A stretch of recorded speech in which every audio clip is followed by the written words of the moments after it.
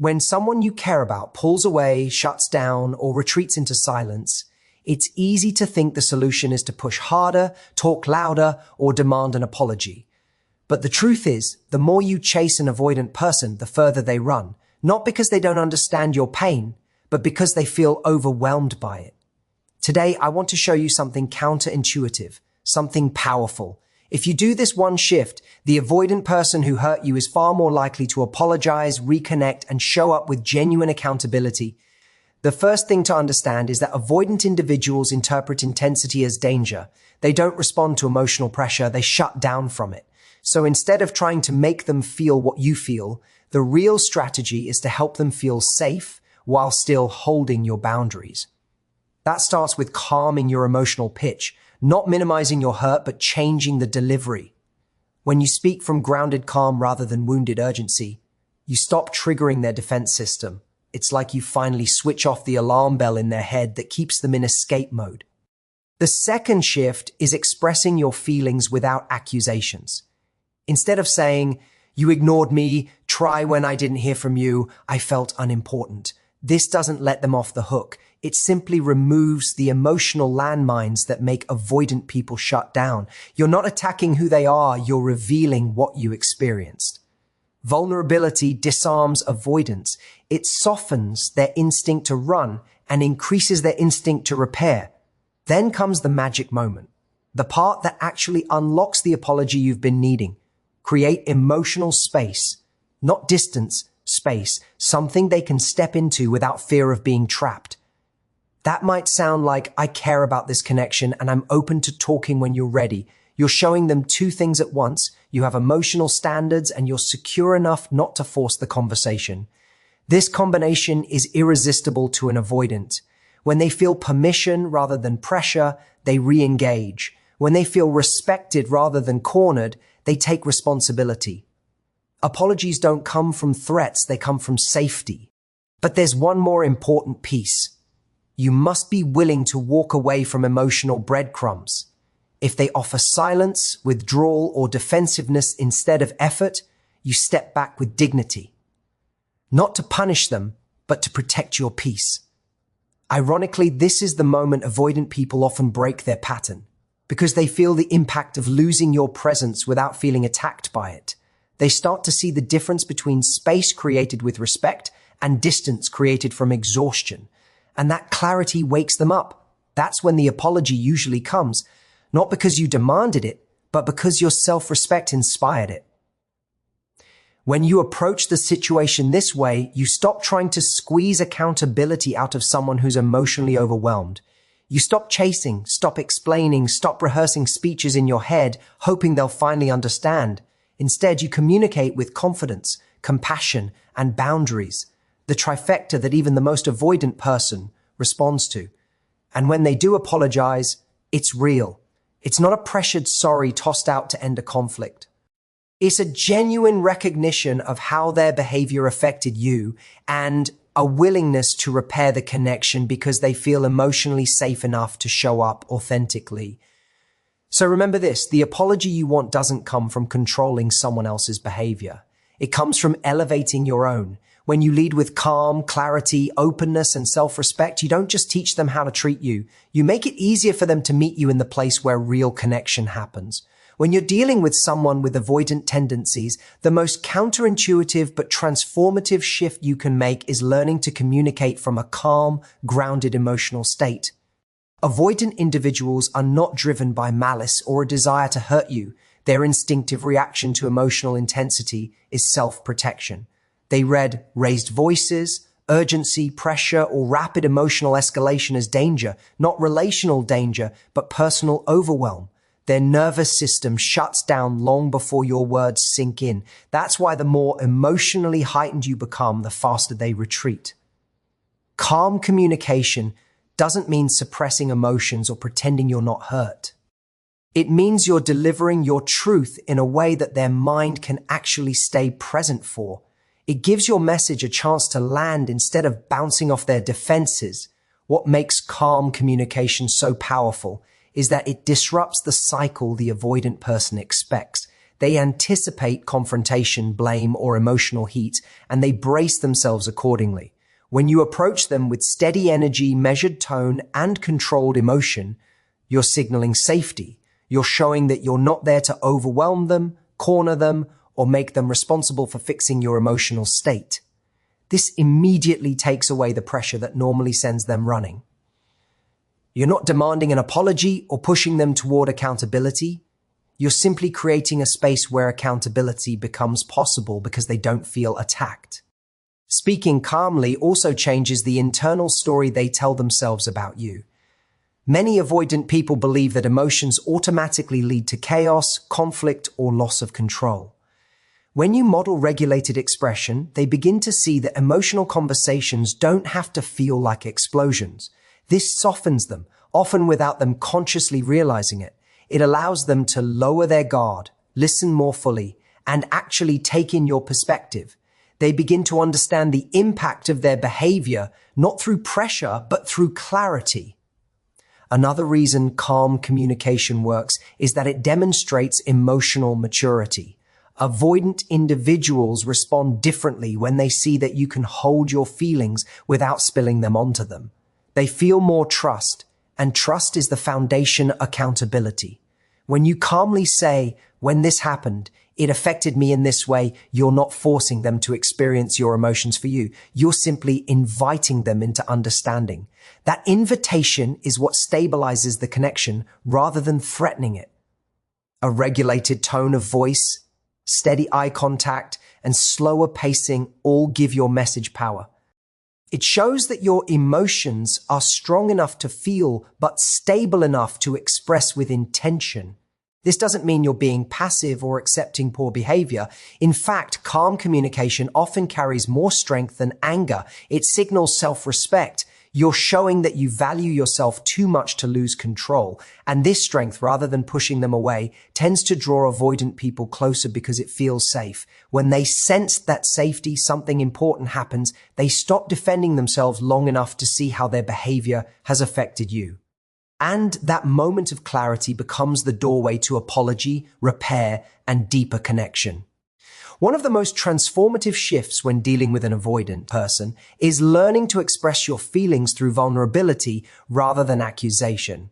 Avoidant individuals have an instinctive response to perceived threat, and accusations feel like that. They trigger a defensive shutdown. When someone tells them, "You always ignore me," or "You hurt me on purpose," the natural reaction is to close off, retreat, or deflect responsibility. It's not about a lack of care, it's about self-preservation. The brain of an avoidant person is wired to protect itself from emotional intensity that feels threatening or overwhelming. This is why accusations rarely work. They escalate the very fear that keeps them from engaging. Vulnerability, on the other hand, opens a door that accusation only closes. It invites connection rather than driving avoidance.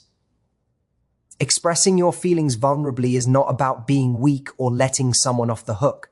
It's about sharing your experience honestly while removing the emotional landmines that would otherwise trigger their defensive patterns. For example, instead of saying, "You never call me when you said you would," you might say, "When I didn't hear from you, I felt unimportant and anxious." This subtle shift changes everything. The focus moves from blaming them to sharing your own emotional reality. You're not demanding a certain behavior. You're simply helping them understand the effect of their actions on you. By speaking from a place of personal experience rather than judgment, you lower their instinct to shut down and make it possible for them to engage with your truth. Vulnerability also communicates confidence and self-respect. When you express your feelings without accusation, you are demonstrating that you are capable of holding your own emotions without forcing them to manage them for you. This is incredibly disarming to an avoidant individual. They are more likely to respond when they feel they are not being cornered, criticized, or blamed. Vulnerability doesn't remove your boundaries or your expectations. It simply communicates them in a way that reduces the pressure on the other person's nervous system. It shows that you can assert your needs while maintaining composure, which paradoxically makes it easier for them to step forward and take responsibility. Another important aspect of vulnerability is that it fosters empathy. Humans, even avoidant ones, respond to genuine emotional honesty. When you articulate your feelings from a place of openness and honesty, it gives them a chance to see themselves through your perspective without feeling attacked.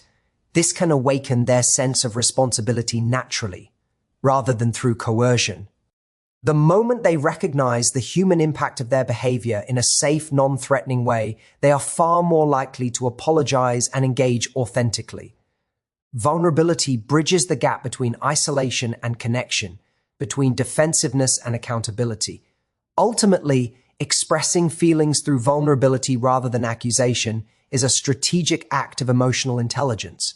It creates space for authentic dialogue, invites repair, and demonstrates that you are both aware of your own emotions and capable of inviting them into a constructive conversation. It turns the emotional interaction from a battlefield into a bridge, making it possible for the avoidant person to not only see their impact, but also to step into a place of genuine apology and connection. This approach respects both your needs and theirs, making accountability not something demanded, but something naturally offered. Creating emotional space for an avoidant person is one of the most powerful strategies for encouraging genuine engagement and accountability. Avoidant individuals often feel trapped when emotions are pushed too quickly or intensely, and their first instinct is to retreat. This doesn't mean they don't care or that they're incapable of connection. It simply reflects how their nervous system processes stress and relational intensity. Emotional space is not about ignoring them or withdrawing out of anger or frustration. It's about offering a safe environment in which they can step forward without fear of judgment, pressure, or confrontation. This subtle yet profound shift changes the dynamic entirely. When avoidant people sense that space, they are more likely to re-engage thoughtfully rather than reactively. And this is when meaningful apologies and connection become possible. Providing emotional space requires clarity about your boundaries and intentions. You communicate that you care about the relationship, that your feelings are valid, and that you are open to dialogue, but on terms that respect both your emotional well-being and theirs. For instance, saying something like, "I value this connection and I'm open to talking when you're ready," signals that you are neither chasing them nor shutting them out. It creates a neutral ground where they can process their feelings, reflect on their behavior, and re-enter the conversation without the burden of immediate emotional pressure. Avoidants respond to safety, not urgency. When they sense that space is offered from a place of respect rather than punishment, their natural tendency is to come forward to repair and reconcile. Emotional space also allows you to model emotional self-sufficiency. By giving them room to breathe, you demonstrate that you can maintain your composure and emotional integrity even in difficult moments. This is particularly disarming for avoidant individuals who often fear being engulfed by someone else's emotions. When you show that your peace does not depend entirely on their immediate response, you reduce their fear of being overwhelmed, which makes it psychologically safer for them to step into accountability. They can apologize or acknowledge their mistakes not because they are coerced, but because they feel secure enough to do so. Security is a catalyst for responsibility, and emotional space provides that security. Another key aspect of offering emotional space is patience. Avoidant people may take longer to process their emotions or reflect on the impact of their actions. Your willingness to allow them time communicates that the relationship is worth investing in without forcing a rushed response. This patience encourages them to engage authentically rather than perform a quick, superficial apology just to end a conflict. It emphasizes that repair is about quality and sincerity, not speed. The freedom to approach on their own terms fosters a deeper sense of trust, which makes future interactions smoother and more cooperative. Ultimately, emotional space transforms the dynamic between you and the avoidant person. It replaces pressure with safety, reactivity with reflection, and avoidance with the possibility of genuine engagement. By creating this space, you are not giving up your needs or tolerating poor behavior. You are strategically positioning yourself and the other person for authentic connection.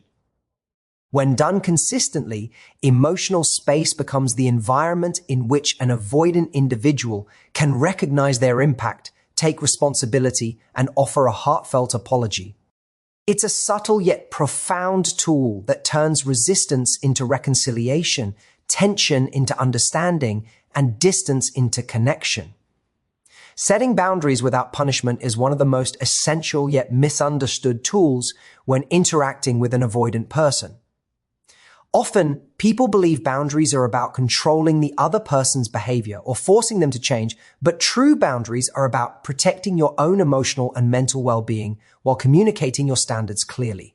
Avoidant individuals are highly sensitive to perceived pressure, and when boundaries are presented as threats, ultimatums, or punitive measures, their natural response is to withdraw further. By contrast, boundaries set from a place of self-respect and calm firmness create clarity, structure, and safety, which paradoxically encourages engagement rather than avoidance. The key is to convey that your limits exist not to punish them, but to maintain your dignity and emotional equilibrium. Establishing boundaries begins with understanding what you will and will not accept in the relationship, and then communicating those limits clearly, calmly, and assertively. For example, if an avoidant person repeatedly ignores your messages or cancels plans without explanation, you might say, "I need consistency in communication to feel secure, and if this pattern continues, I will need to step back until it changes." Notice that this statement is firm but non-aggressive. It communicates your needs without attacking them or attempting to manipulate their behavior. The difference between boundaries and punishment is subtle but crucial. Boundaries are about personal standards, while punishment is about forcing compliance. Avoidant individuals respond to the former because it doesn't trigger their defensive mechanisms in the same way. Boundaries also serve as a mirror, showing the avoidant person the natural consequences of their actions without the need for emotional confrontation or coercion. When you step back or create space in response to unmet expectations, it is not done as a threat, but as a reflection of reality. This approach allows them to experience the impact of their choices in a safe, non-confrontational way.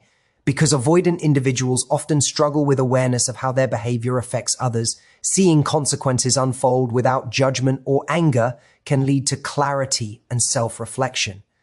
This awareness is frequently what motivates them to apologize or adjust their behavior, because the response arises from understanding rather than fear. Another critical aspect of boundary setting is consistency. Inconsistent boundaries send mixed signals, which can confuse an avoidant person and reinforce their tendency to disengage. When you maintain your standards calmly and predictably, it builds trust and respect. They learn that your presence and engagement are reliable, but that it depends on mutual respect and consideration. This structure makes it psychologically safer for them to approach you with accountability and honesty, because they know the framework is predictable and not emotionally volatile. Ultimately, setting boundaries without punishment is about empowerment for both parties. You are asserting your worth and emotional safety, while simultaneously creating an environment in which the avoidant person can safely recognize the effects of their actions and take responsibility. Boundaries become a tool not of control, but of clarity, respect, and invitation. They provide the avoidant person the opportunity to step into accountability voluntarily, rather than being coerced or pressured. When executed correctly, boundaries protect your peace, elevate your self-respect, and subtly encourage genuine engagement and apology, fostering a healthier and more balanced dynamic in the relationship. Your emotional standard, the way you communicate, hold boundaries, and carry yourself, has a profound effect on how an avoidant person responds. Avoidant individuals are highly sensitive to emotional cues, and they often mirror the energy and self-respect they perceive in others. When you operate from a place of calm confidence, clear boundaries, and self-awareness, it creates an environment where accountability becomes not just possible, but natural. Avoidants tend to respond best when they feel safe, respected, and not pressured, and your emotional standard communicates exactly that. By showing them how you expect to be treated without demanding it aggressively, you set a tone that encourages them to rise to the level of respect and consideration you deserve. Emotional standards are expressed through consistency and clarity in your interactions. It's about more than words. It's the way you hold yourself emotionally. For example, if someone repeatedly dismisses your feelings or behaves inconsistently, your response should reflect your standard. You acknowledge your emotions, calmly communicate your boundaries, and maintain your self-respect without escalating or chasing. This demonstrates that your emotional well-being is a priority, not contingent on their immediate actions or approval.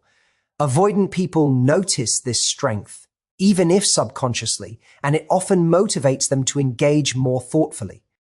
They begin to see that your presence is not guaranteed under neglectful behavior, which encourages reflection and responsibility rather than defensiveness.